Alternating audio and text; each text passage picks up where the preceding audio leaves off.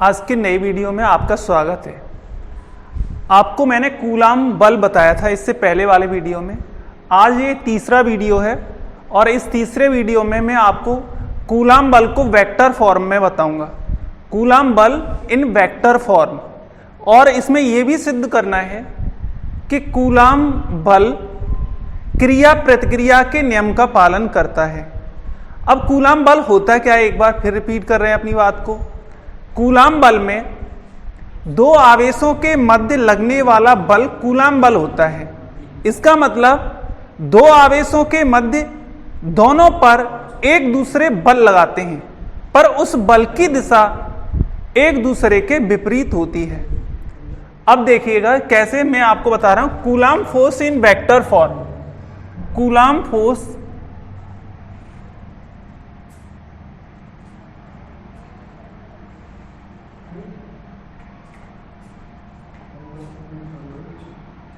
इन vector form.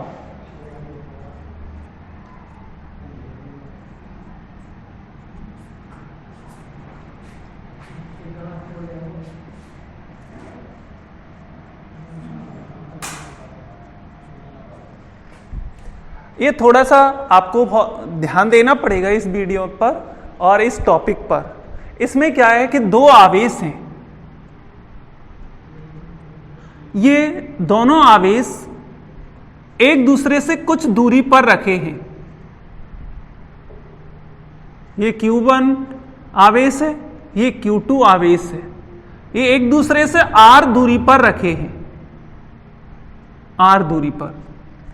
अब ये कार्तीय तल में रखे हैं, एक तल में रखे हैं जो XYZ तल है। XYZ तल है।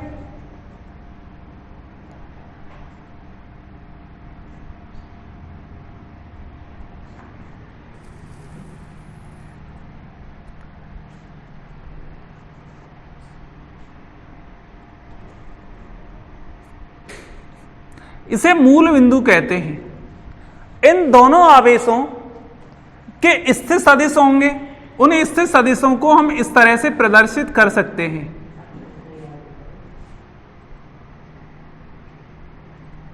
इस तरह से R1 वेक्टर और एक दूसरा इस तरह से प्रदर्शित किया जा सकता है, ये R2 वेक्टर। यानी इसका इससे Q1 आवेश का इससे सदिश R1 वेक्टर, Q2 आवेश का इससे सदिश R2 वेक्टर। अब जो वेक्टर के निशान होते हैं, बायोलॉजी स्टूडेंट्स देख सकते हैं, इसमें वेक्टर के जो निशान होते हैं वो उसकी ओर होते हैं जिस पर हमें काम करना है। अब देखो, जैसे ये मूल बिंदु था तो इसमें वेक्टर का निशान ऊपर की ओर लगाया है, इसमें भी वेक्टर का निशान हमने ऊपर की ओर लगाया है। ये दोनों आवेश Q1 और Q2 आवेश हैं। ये दोनों आवेश एक दूसरे पर बल लगाते हैं।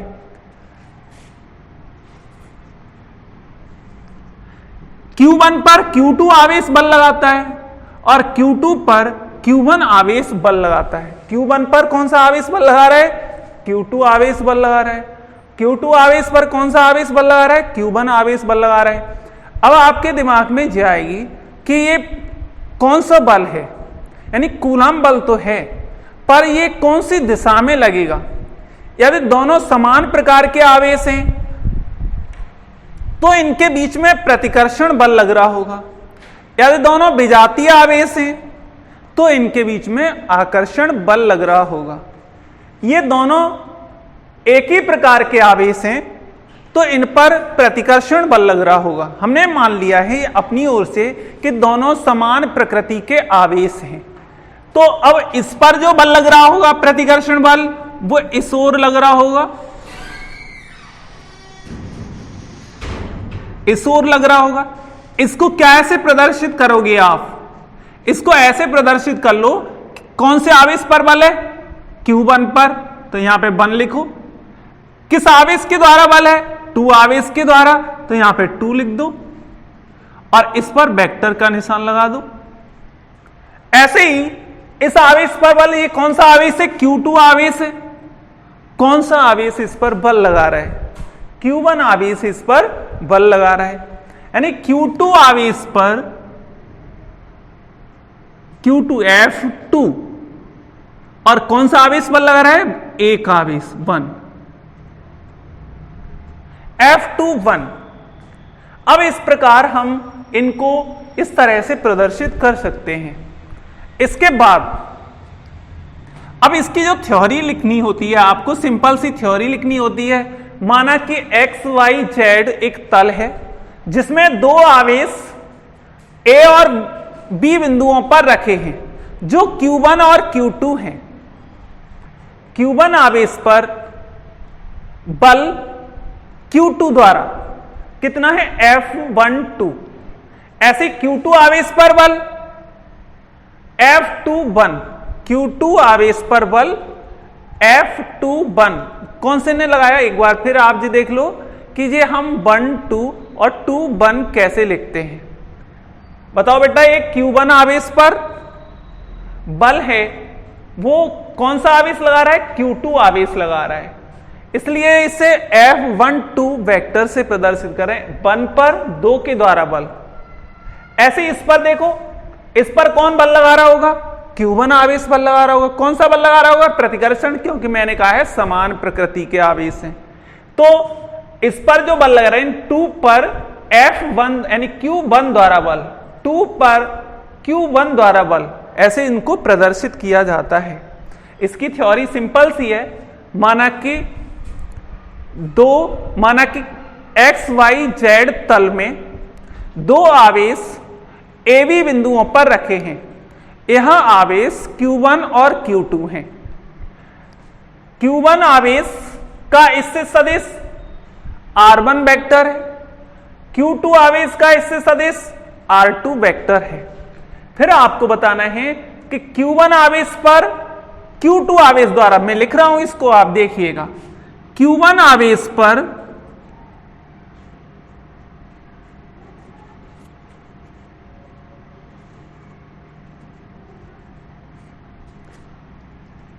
Q2 आवेश द्वारा बल,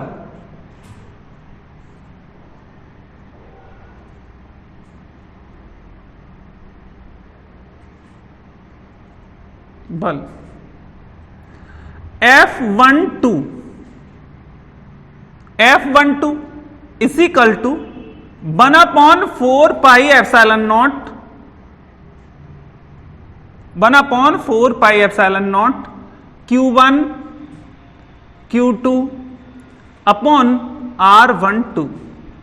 इस तरह से ये लिख दिया हमने। स्क्वायर भी, इस पर ये स्क्वायर लगेगा। अब हमें इसे वेक्टर फॉर्म में लिखना है। बेटा इसको, हमारा उद्देश्य क्या था? वेक्टर फॉर्म में। इसे आप वेक्टर फॉर्म में कैसे लिखेंगे? F12 vector equal to 1/4 pi epsilon naught Q1 Q2 upon R12 square. अब क्वेश्चन उठता है कि जब हमने इस पर वेक्टर लगाया, इस ओर वेक्टर लगाया है, तो इस ओर भी वेक्टर लगाना पड़ेगा। जब इस ओर वेक्टर लगाना पड़ेगा तो अब वेक्टर लगाने के लिए ऊपर तो कोई भी सदिश राशि नहीं है, वेक्टर क्वांटिटी नहीं है, तो हमें वेक्टर क्वांटिटी नहीं है। ऐसी स्थिति में हम नीचे वाली संख्या को देखते हैं और उसका इकाई सदिश कर देते हैं। अब नीचे क्या है? विस्थापन है, दूरी है, तो यहां पे हम उसका इकाई सदिश लगा देंगे। अब इससे निश्चित हो गया कि दोनों ओर वेक्टर लग चुके हैं। अब इसके बाद हम जानते हैं वी हैव, पर बायोलॉजी स्टूडेंट तो नहीं जानते होंगे, पर उन्हें पढ़ाया तो था 11th में, पर फिर भी आप एक बार देख सकते हैं, बायोलॉजी साइड के भी जान जाएंगे। एक बात देखें, ए वेक्टर, देखो बेटा ये ए वेक्टर, ए इकाई सदिश ले लो। ए इकाई सदिश इज इक्वल टू होता है ए वेक्टर अपॉन ए वेक्टर का मापांक, ए वेक्टर का मॉडुलस, और A cap is equal to, देखो फिर क्या हो जाएगा, किसी भी वेक्टर राशि का मापांक लेने पर वो वैल्यू में बदल जाता है, वो परिमाण में बदल जाता है। तो तो ये जो हो जाएगा यहां पे ए वेक्टर अपॉन ए। इस तरह से हम इकाई सदिश के स्थान पे क्या लिख सकते हैं, तब R12 cap is equal to कितना लिख सकते हो आप, ये लिख सकते हो R12 वेक्टर अपॉन R12, ऐसे लिख सकते हो इस सूत्र के आधार पर। इस वाले सूत्र के आधार पर आप ये लिख सकते हो। जब ये लिखेंगे तो ये आ जाएगा आपका तब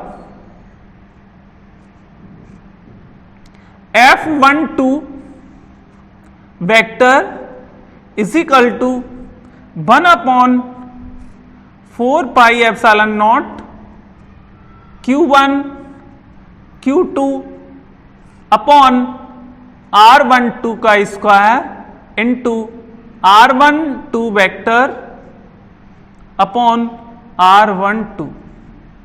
देखो इसको और ऐसे लिख सकते हैं, F12 vector is equal to 1 upon 4 pi epsilon naught Q1 Q2 upon R12 का होल क्यूब, इसका स्क्वायर हो रहा है और ये एक घात है इसकी, तो टोटल पावर कितना हो गया, 3 हो गया। R12 vector. फिर इससे आगे अब ये देखो ये परिमाण में है, हम इसको ऐसे भी तो लिख सकते हो। अभी आपने यहां पे देखा ए वेक्टर का क्या है, परिमाण है, यानी मॉडुलस है, ए वेक्टर का मॉडुलस। और ए वेक्टर का मॉडुलस कितना होता है, ए। तो हम ए की जगह पे कितना लिख सकते हैं, इतना लिख सकते हैं, या इसकी जगह पे इतना लिख सकते हैं। आप देखिएगा ए की जगह पे कितना लिख सकते हो, ए वेक्टर का मॉडुलस। ऐसे ही आप इसकी जगह पे कितना लिख सकते हो, देखो मैं लिख रहा हूं यहां पे 1 upon 4 pi epsilon naught Q1 Q2 upon R12 vector का होल क्यूब, और जो हो जाएगा R12 वेक्टर। ये F12 आ गया हमारा। अब इस तरह से हमने इसे एक समीकरण, ये समीकरण 1 है।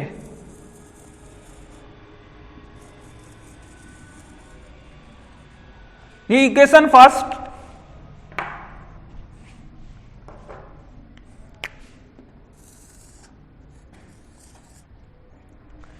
इक्वेशन फर्स्ट है। इसके बाद आप देखोगे कि इसी प्रकार जी तो किसके द्वारा, Q1 आवेश पर Q2 आवेश द्वारा बल है। इसमें थोड़ा सा चेंज करना है। अब जो बताओ कि ये O होता क्या है, O हम मानते हैं ऑब्जर्वेशन पॉइंट। ऑब्जर्वेशन पॉइंट का मतलब है देखने वाला, देखने वाला। अब इन आवेशों में एक सरल सी भाषा में हम देखें, इन दोनों आवेशों में लड़ाई, बल का मतलब क्या है, लड़ाई करना, ये आपस में लड़ाई कर रहे हैं। इसका मतलब इस Q1 आवेश को कौन ठोक रहा है, Q2 आवेश ठोक रहा है। और हम कहां से देख रहे हैं, इस जगह से देख रहे हैं। Q1 आवेश को कौन सा ठोक रहा है, Q2 आवेश। देखो Q1 को Q2 आवेश F बल लगा रहे हैं। इसका मतलब है हम देख, ये O से मतलब ऑब्जर्वेशन, वैसे तो ये होता है मूल बिंदु होता है, ये ऑब्जर्वेशन पॉइंट होता है, उससे हम ऑब्जर्व करते हैं। ये निर्देश तंत्र में आता है फ्रेम ऑफ रेफरेंस में।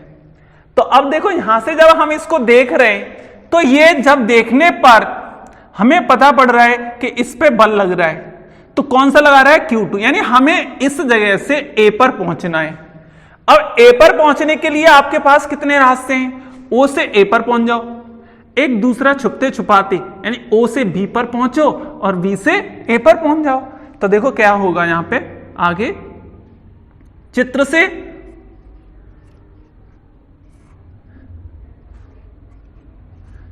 से, अब इनमें देखना क्या हो गया, यानी हमें O से किस पे पहुंचना है, O से A पर, O से A पर।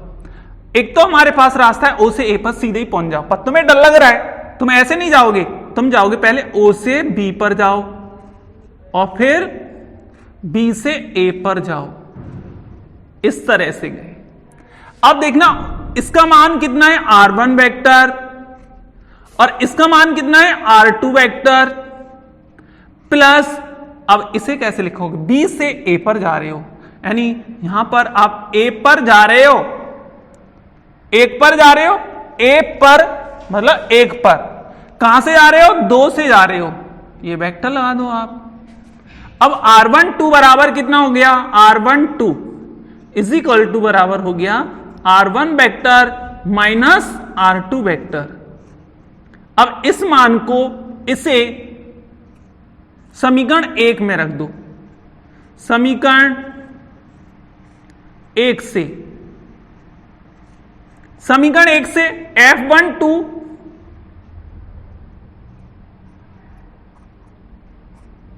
इज इक्वल टू, देखिएगा 1/4 पाई एप्सिलॉन नॉट और Q1 Q2 अपॉन, ये हो जाएगा यहां पे R12 यानी R1 vector minus R2 vector का होल क्यू, और यहां पर भी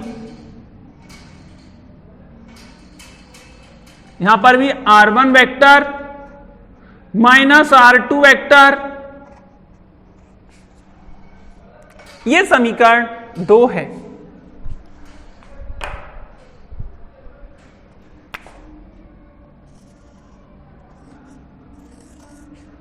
ये समीकरण 2।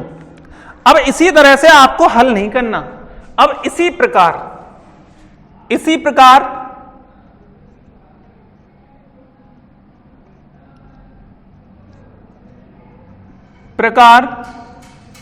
किस पर, किसका बल, Q2 आवेश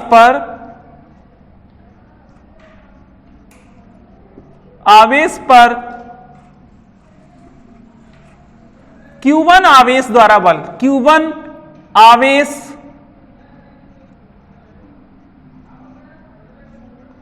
द्वारा बल। अब इसको कैसे लिख सकते हो, बिल्कुल सिमिलरली लिखना है आपको। F किस पर, 2 पर बल, किसके द्वारा, 1 द्वारा बल, यहां पर vector is equal to 1/4 pi epsilon naught, 4 pi epsilon naught Q1 Q2, देखो यहां पे आ जाएगा Q1 Q2 अपॉन एक, यहां पे इस तरह से देखिएगा कि ये है, जब यहां पे 1 था तो यहां पे 1 है, यहां पे 2 है तो यहां पर 2 है। आप कैसे लिखेंगे, 1 2 है तो R1 माइनस R2 आया है। अब यहां पे 2 1 है, देखो कितना है, यहां पे R2 1 है, तो यहां पे R2 माइनस R1 ये वेक्टर। फिर देखो एक बार, देखो यहां पे क्या है, ये एक F12 है, तो आपने यहां पर भी क्या लिखा है, 1 और माइनस R2, ऐसे यहां पे कितना लिखा है, R1 माइनस R2। ये हमारा हल करने पर आया है।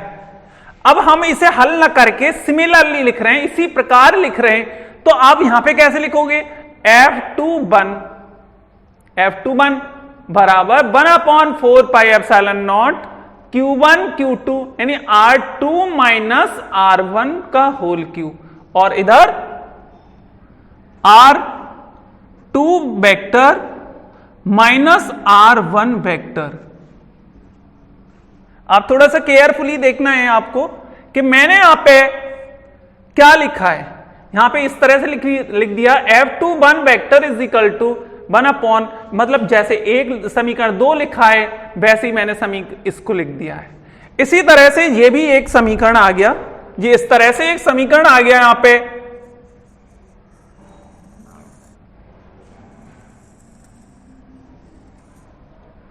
ये समीकरण आ गया, और इस समीकरण में अब ये समीकरण 2 है, ये समीकरण 2 है।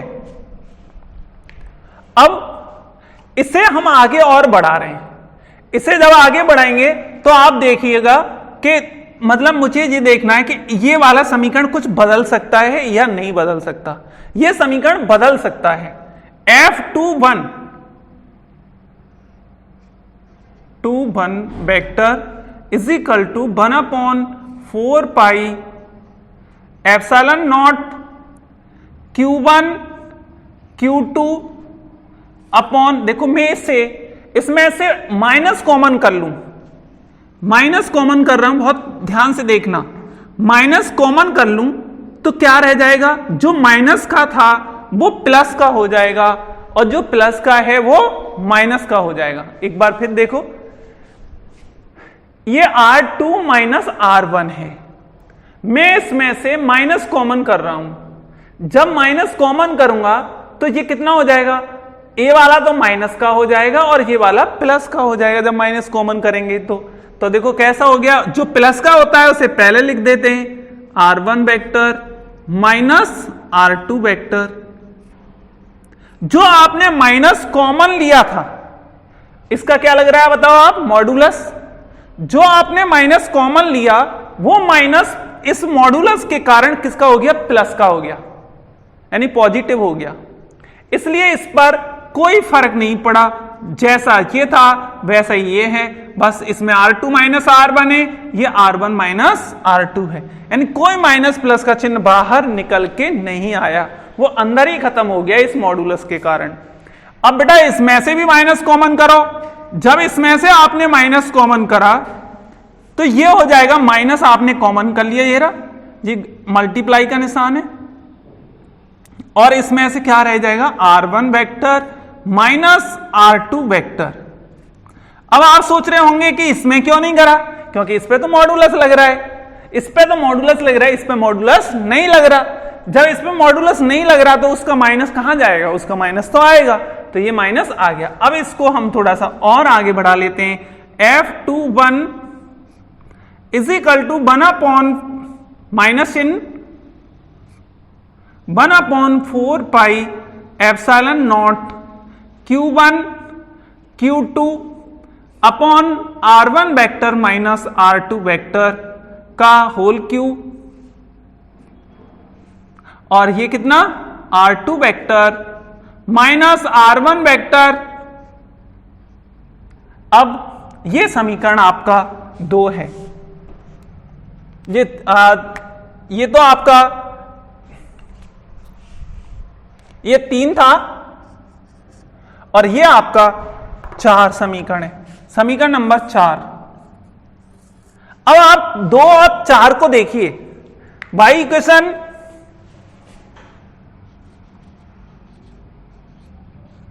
फर्स्ट एंड सेकंड, फर्स्ट नहीं है वहां पे, सेकंड है, second and fourth.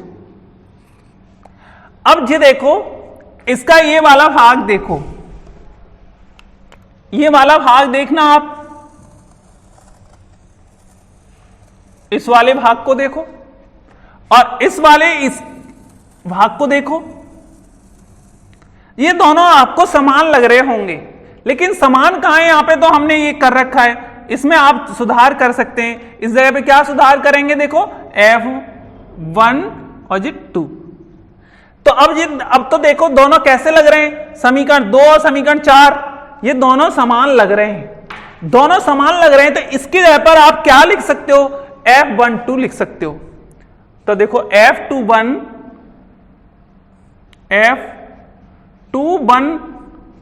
Is equal to, ये माइनस तो है ना, माइनस और कितना F12। इससे क्या निष्कर्ष निकल रहा है, इससे निष्कर्ष निकल रहा है Q1 आवेश पर Q2 द्वारा लगाया गया बल Q2 आवेश पर Q1 द्वारा लगाए गए बल के बराबर और विपरीत दिशा में होता है। कैसे, एक बार फिर, Q1 आवेश पर Q2 आवेश द्वारा लगाया गया बल Q2 आवेश पर Q1 द्वारा लगाए गए बल के बराबर होता है। देखो, 2 आवेश पर 1 द्वारा बल, 1 आवेश पर 2 द्वारा लगाए गए बल के बराबर परंतु विपरीत दिशा में होता है, बराबर परंतु विपरीत दिशा में होता है। यह क्रिया प्रतिक्रिया के नियम का पालन करता है, अर्थात कूलम्ब बल न्यूटन के क्रिया प्रतिक्रिया के नियम का पालन करता है, थर्ड लॉ का पालन करता है। इस तरह से आपको समझ में आया होगा कि ये किस तरह से, बिल्कुल एक एक पॉइंट आपको कई बार बताएं वो आपको समझ में आए होंगे। आपको इसका ध्यान रखना है, यहां पे इसका ध्यान रखना है, और इसके बाद आपको ये करते जाना है, ये लिखना है। आपने इस जगह पर R1 कैप की जगह पर ये संख्या लिख दी है।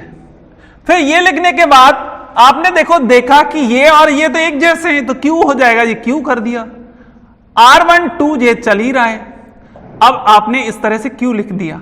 अब क्योंकि आप जानते हैं कि इससे वेक्टर, इस वाले को आप परिमाण लिख सकते हो, यानी वेक्टर का परिमाण, क्योंकि अब वेक्टर राशि का मॉडुलस होने पर वो क्या हो जाता है, उसका वेक्टर हट जाता है। इस तरह से आप ये लिख सकते हो। अब इसके बाद आपको परावैद्युतांक की परिभाषा बताएंगे। परावैद्युतांक क्या होता है? इस टॉपिक में आपने कूलाम बल इन वेक्टर फॉर्म पढ़ा है। अब अगले वाले टॉपिक में आप परावैद्युतांक की परिभाषा पढ़ेंगे। डाइलेक्ट्रिक कांस्टेंट, इसको रिलेटिव परमिटिविटी भी कहते हैं। इसे आपेक्षिक, इसे परावैद्युतांक, हिंदी में परावैद्युतांक।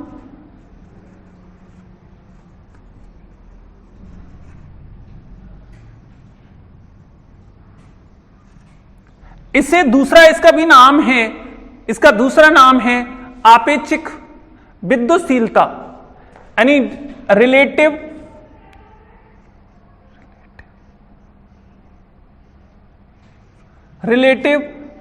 परमिटिविटी।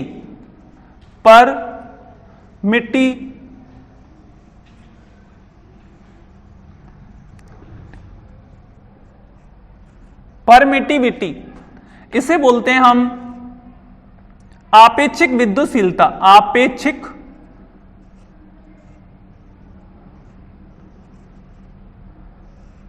विद्युतशीलता।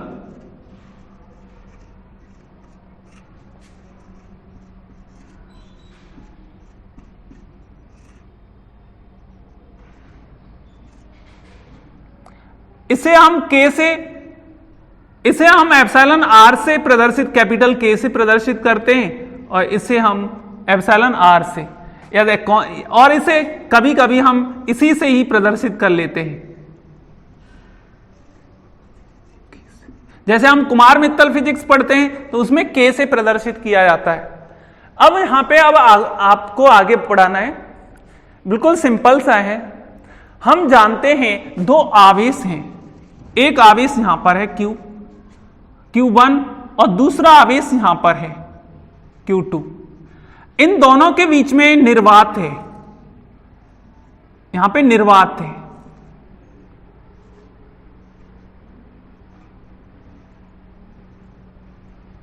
निर्वात है। अब जब निर्वात है तो इनके बीच में जो विद्युत बल लग रहा होगा वो सबसे अधिक होगा। इन दोनों के बीच लगने वाला विद्युत बल अधिक होता है। F इजिकल टू कितना, 1/4 pi epsilon naught Q1 Q2 upon R square. इन दोनों के बीच की जो डिस्टेंस है वो R है। आपको ध्यान देना है कि निर्वात में विद्युत बल का मान सबसे अधिक होता है। ये निर्वात में है, ये समीकरण नंबर 1 है। अब आपको ये बताना है कि जब ये इनके बीच में कोई माध्यम हो जाए, आप देखिएगा जब इन दोनों आवेशों के मध्य कोई माध्यम है, ये Q1 और यहां पर ये Q2, इन दोनों के बीच में मीडियम है।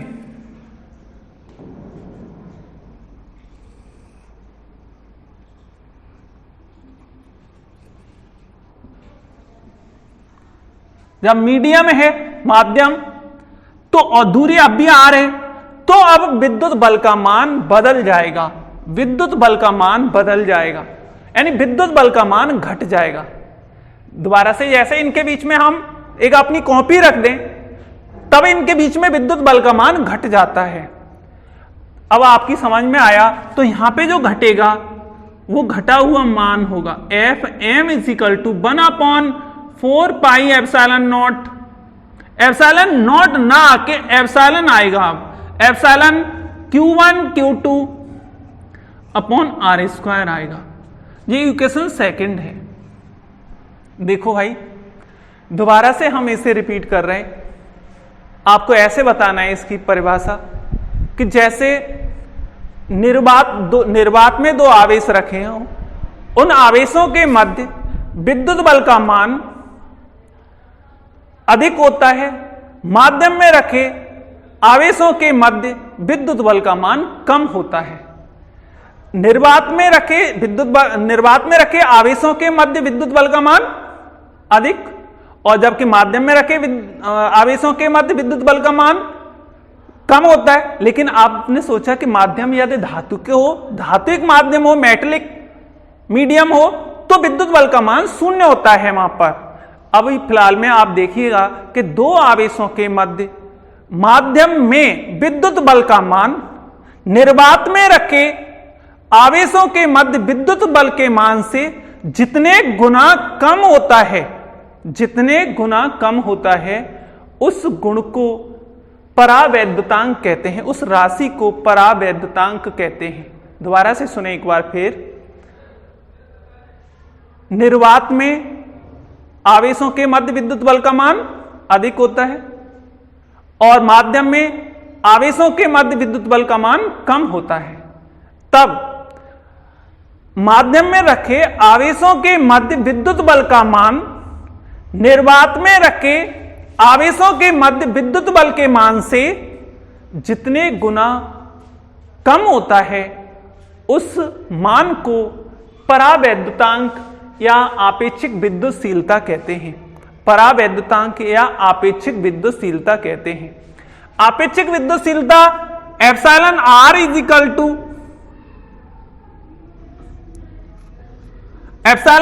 इक्वल टू माध्यम यानी निर्वात में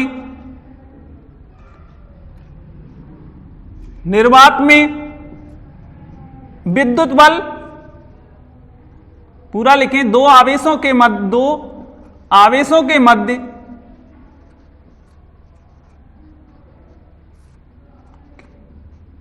मध्य विद्युत बल F बटे माध्यम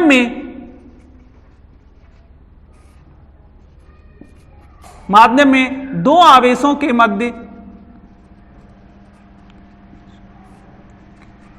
मध्य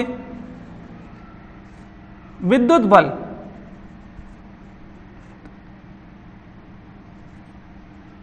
Fm। इसे ऐसे भी लिख सकते हो, epsilon are is equal to F upon Fm। फिर एक बार आपसे परावैद्युतांक की या आपेक्षिक विद्युतशीलता की परिभाषा पूछता है तो आपको बताना है इस तरह से, निर्वात में दो आवेशों के मध्य विद्युत बल का मान अधिक होता है, माध्यम में दो आवेशों के मध्य विद्युत बल का मान कम होता है। फिर आपको आगे बताना है, माध्यम में रखे दो आवेशों के मध्य विद्युत बल का मान निर्वात में रखे आवेशों के मध्य विद्युत बल के मान से जितने गुना कम होता है, जितने गुना कम होता है, उस मान को परावैद्युतांक या आपेक्षिक विद्युतशीलता कहते हैं। तो मैंने उसी को फिर फॉर्मूला के रूप में लिख दिया है, निर्वात में दो आवेशों के मध्य विद्युत बल और माध्यम में दो आवेशों के मध्य विद्युत बल Fm, F सफिक्स m है, यहां पे ये देखना है आपको, F सफिक्स m, यहां पे F। अब इनको मैंने इस तरह से लिख दिया। अब आपको इनके मान लिखने हो तो फिर क्या लिखेंगे, इनके मान इस तरह से लिख सकते हैं। Fm का मान हमने, F का मान कितना लिखा है वहां पे देखो, फॉर्मूला लिख रखा है, F का मान है 1/4 pi epsilon naught Q1 Q2 upon r square, और यहां पे कितना लिख रखा है 1/4 pi epsilon Q1 Q2 upon r square, यहां से ये कट जाएगा, यहां से ये कट जाएगा, ये संख्या ऊपर आ जाएगी, epsilon are is equal to आ जाएगा एप्सिलॉन अपॉन एप्सिलॉन नॉट। अब यहां से एप्सिलॉन इज इक्वल टू आ जाएगा एप्सिलॉन आर। इस तरह से हमने एक जगह पर कूलाम के नियम में epsilon is equal to epsilon 0 और एप्सिलॉन आर लिखा था। इस प्रकार आपने देखा कि ये निरपेक्ष विद्युतशीलता है, निरपेक्ष विद्युतशीलता, ये निर्वात की विद्युतशीलता है, ये परावैद्युतांक है, इसे आपेक्षिक विद्युतशीलता कहते हैं। इस प्रकार ये टॉपिक पूरा होता है। Thank you.